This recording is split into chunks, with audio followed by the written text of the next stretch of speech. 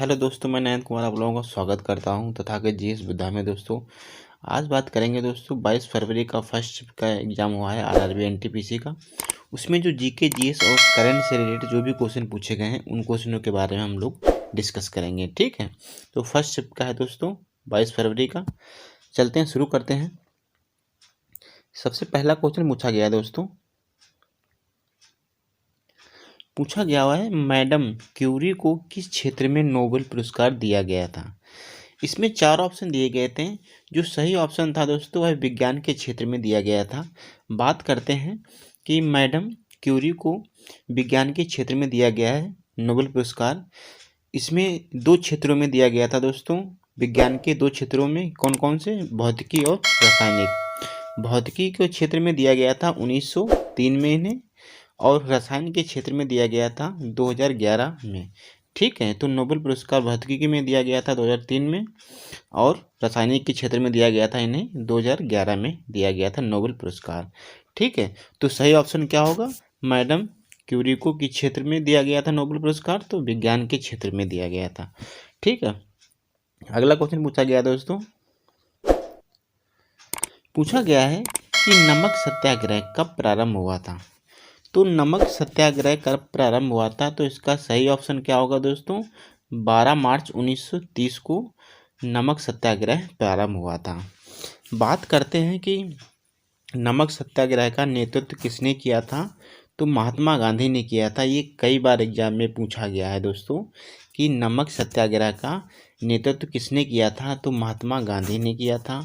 और बात करते हैं कि कितने दिनों तक यह आंदोलन चला था दोस्तों?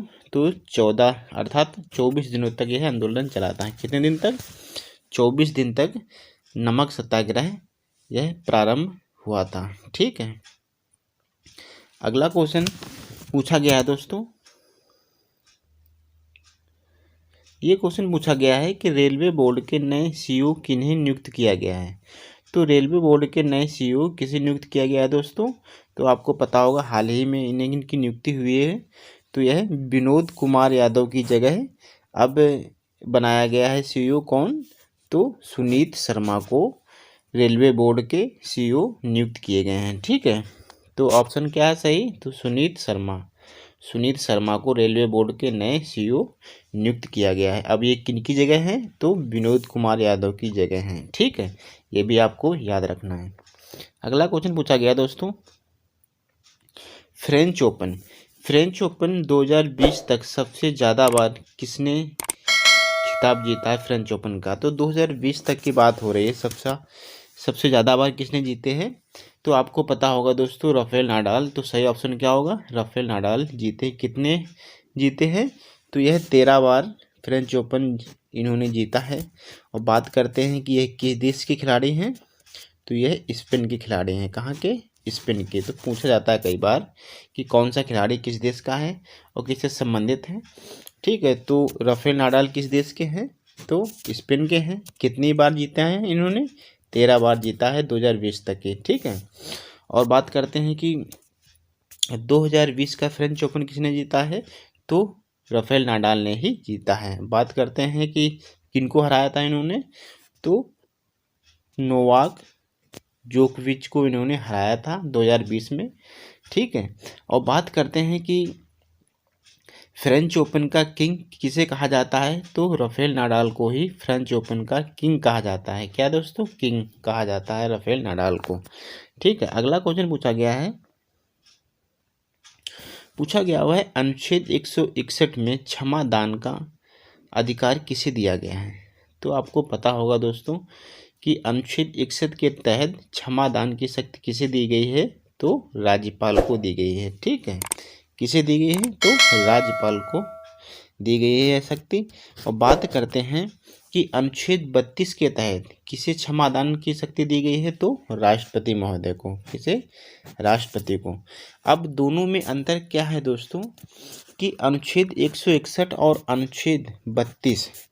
अनुच्छेद 161 में राज्यपाल को क्षमादान की शक्ति दी गई है, पर उसमें किसकी क्षमादान की शक्ति नहीं है? तो मृत्युदंड की अगर क्षमादान की जो अधिकार है वह नहीं दिया गया है। किसको? राज्यपाल को। पर अनुच्छेद 32 के तहत राष्ट्रपति, ठीक, मृत्युदंड के क्षमा को वह माफ कर सकता है। ठीक, तो पर राज्यपाल को माफ करने का अधिकार नहीं है। ठीक है, ये दोनों में है। ठीक है, अगला क्वेश्चन पूछा गया है दोस्तों, यूनो की स्थापना कब हुई थी? तो यूनो की स्थापना जो दोस्तों हुई थी वह 24 अक्टूबर 1945 को हुई थी। कब हुई थी? तो 1945। ये करीब 4 बार क्वेश्चन रिपीट हुआ है दोस्तों आरआरबी एनटीपीसी में। ठीक, इससे संबंधित भी क्वेश्चन बहुत ज़्यादा पूछे गए हैं यूनो से। ठीक है, संयुक्त राष्ट्र संघ स्थापना कब हुई थी? तो 1945 में, 24 अक्टूबर 1945 को। इससे संबंधित अगर आप क्वेश्चनों को देखते हैं दोस्तों, आने वाले शिफ्ट में पूछे जा सकते हैं। क्वेश्चन क्या है दोस्तों? बात करते हैं कि इसके जो महासचिव हैं वह कौन है वर्तमान में? तो एंटोनियो गुटरेस हैं वर्तमान में महासचिव। और बात करते हैं इसका मुख्यालय कहाँ है यूनो का? तो न्यूयॉर्क अमेरिका में है। बात करते हैं कि कुल सदस्य कितने हैं इसके? तो 193 सदस्य हैं। किसके? तो यूनो के। और बात करते हैं 193 सदस्य कौन सा है? तो दक्षिण सूडान है। ये कई बार पूछा गया है एग्जाम में। ठीक है, दक्षिण सूडान 193 नंबर का सदस्य है। किसका? तो यूनो का। ठीक, और बात करते हैं यूनो की आधिकारिक भाषा कितनी है? तो 6 हैं। आधिकारिक भाषा कितनी है? 6 हैं। और कार्यालय की भाषा कितनी है दोस्तों? तो 2 हैं, फ्रेंच और अंग्रेजी। ठीक, 2 भाषा है कार्यालय की। और बात करते हैं कि यूनो के कितने अंग होते हैं? तो यूनो के 6 अंग होते हैं। ठीक है, अगला क्वेश्चन पूछा गया है, हिस्ट्री से पूछा गया है आईने अकबरी। आईने अकबरी की रचना किसने की थी? तो आपको पता होगा कि आईने अकबरी की रचना की है अबुल फजल ने। किसने की है? तो अबुल फजल ने की है। और बात करते हैं कि आईने अकबरी की जो रचना अबुल फजल ने की है, यह जो पुस्तक है दोस्तों, इस पुस्तक के 3 खंड हैं। कितने खंड हैं? 3। जो अंतिम खंड है दोस्तों वह कौन सा है? तो अकबरनामा। अकबरनामा। आप कंफ्यूज होंगे कि बाबरनामा नहीं। जो आईने अकबरी जो पुस्तक है इसके 3 खंड हैं। जो अंतिम खंड है वह अकबरनामा है। और अकबरनामा की भी रचना किसने की है? अबुल फजल ने ही की है। और किस भाषा में है? तो फारसी भाषा में है। ये भी आपको याद रखना है। ठीक है, तो आईने अकबरी की रचना किसने की है? अबुल फजल ने की है। इसके 3 खंड हैं। और जो अंतिम खंड है वह बाबरनामा है, अकबरनामा है। और बाबरनामा की रचना बाबर ने खुद की है और बाबर की आत्मकथा है। ठीक है, ये भी आपको याद रखना है। अगला क्वेश्चन पूछा गया है WTO। WTO world trade organization अर्थात विश्व व्यापार संगठन। ठीक है, इसके में पूछा गया है इसमें कि कुल कितने सदस्य हैं? तो WTO में कुल कितने सदस्य हैं दोस्तों? तो 164। ठीक, तो सही ऑप्शन क्या होगा? 164 हैं सदस्य इसके WTO के, विश्व व्यापार संगठन। ठीक, बात करते हैं कि इसकी स्थापना कब हुई थी? तो 1 जनवरी 1995 को इसकी स्थापना हुई थी। और बात करते हैं कि इसका मुख्यालय कहाँ है? तो जिनेवा में इसका मुख्यालय है। ठीक, अगला क्वेश्चन आया दोस्तों, पूछा गया है कि करो या मरो का नारा महात्मा गांधी ने किस आंदोलन के में दिया था? तो करो या मरो का नारा महात्मा गांधी ने किस आंदोलन में दिया था? तो आपको पता होगा कि यह किस आंदोलन में दिया गया था नारा? तो भारत छोड़ो आंदोलन के समय यह नारा दिया गया था। किसने दिया था? तो महात्मा गांधी ने दिया था। और किस सन में दिया था? तो 1942। ये आपको याद रखना है, कई बार इनके सन भी पूछा जाता है कि यह आंदोलन कब प्रारंभ हुआ था। ठीक, तो 1942 में यह आंदोलन प्रारंभ हुआ था, भारत छोड़ो आंदोलन। और बात करते हैं कि इस आंदोलन का नेतृत्व किसी ने नहीं किया था। किसने? तो भारत छोड़ो आंदोलन का नेतृत्व किसी ने नहीं किया था। ठीक है, अगला क्वेश्चन पूछा गया है दोस्तों, अगला क्वेश्चन पूछा गया है कि बंगाल में, ठीक, बंगाल में ब्रह्मपुत्र नदी को किस नाम से जाना जाता है? तो बंगाल में ब्रह्मपुत्र नदी को किस नाम से जाना जाता है? तो इसका सही ऑप्शन क्या होगा दोस्तों? जमुना के नाम से जाना जाता है। किसे? तो ब्रह्मपुत्र नदी को बांग्लादेश में जमुना के नाम से जाना जाता है। बात करते हैं कि ब्रह्मपुत्र नदी का उद्गम कहाँ से होता है, तो तिब्बत के मानसरोवर झील से। ठीक है, तो मानसरोवर झील से के निकट से इसका उद्गम होता है। और बात करते हैं तिब्बत में इसे किस नाम से जाना जाता है, तो सांको के नाम से जाना जाता है।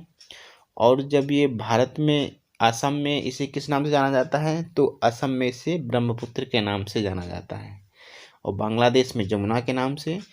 और उसके बाद क्या होता है कि जब बांग्लादेश के बाद गंगा को पद्मा के नाम से जाना जाता है, और यही नदी ब्रह्मपुत्र और गंगा अर्थात पद्मा और कौन,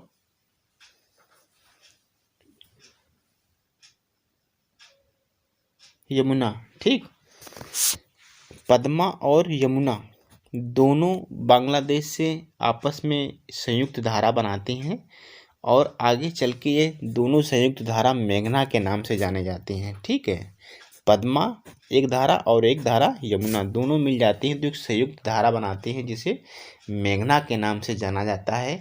और यही दो नदियाँ किसका निर्माण करती हैं, तो सुंदरवन डेल्टा का निर्माण करती हैं। ये भी आपको याद रखना है। ठीक है, उसके बाद क्वेश्चन पूछा गया है दोस्तों, अंतिम क्वेश्चन क्या पूछा गया है, पीपल सॉरी दोस्तों पीतल किसका मिश्रण होता है।